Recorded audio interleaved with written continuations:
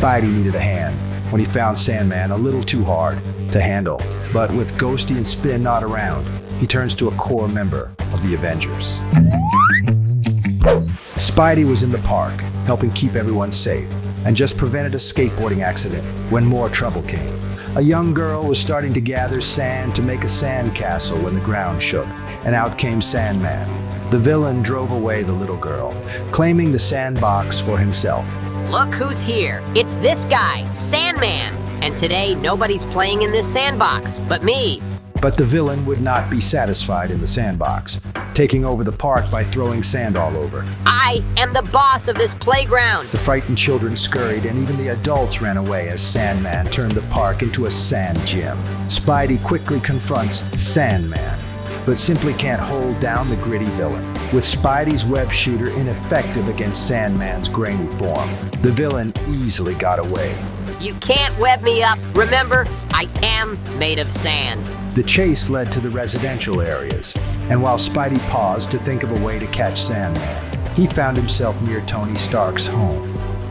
I wonder if Tony and I could figure out a way to stop Sandman together. Spidey told Tony that Sandman had been wreaking havoc in the park and that he couldn't stop him because sand just slipped through his web.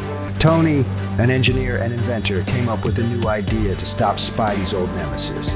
The solution was a vacuum, which is used to collect dust, dirt, and sand! Spidey suggested that the machine should be able to fly to be able to keep up with the Sandman, and Tony noted that it needs to be large enough to trap the villain. This is gonna be so great! Yeah, let's get to work. They go into Tony's workroom to put together the new instrument. In no time, Spidey and Tony complete an aircraft with a large suction nozzle in front and a huge dust bag on the back. Check it out, the Sandman Special. Perfect! And as they marveled at their handwork, Webster sent a notification that Sandman was back, causing damage in the park. Tony put on his Iron Man suit and was joined by Spidey aboard the Sandman Special. Sandman resumed his rampage on Central Park, ruining the ice cream shop, the picnic tables, and even the carousel by pouring over tons of sand. And I'm through.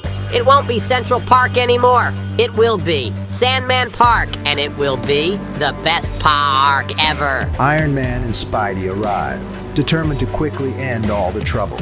But Sandman manages to mess up the aircraft's internals by clogging it with sand. Badly damaged, the aircraft flew dangerously low, and Tony had to maneuver it away from the people. Meanwhile, Sandman continued to wreck the park, and he turned the pond into a desert. Soon, this whole park will be covered in sand, and nobody can stop me. On the other side of the park, Iron Man and Spidey finished up the repairs and modifications on their aircraft. Iron Man got rid of all the gunk in the vacuum machine.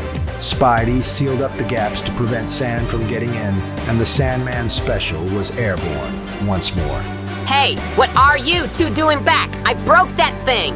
Iron Man and Spidey started cleaning up by tearing down Sandman's statue and vacuuming the sand hills before trapping Sandman himself in the giant dust bag. Sandman pleaded with the heroes to let him out, but Spidey said he needed to learn his lesson. Should we let him out?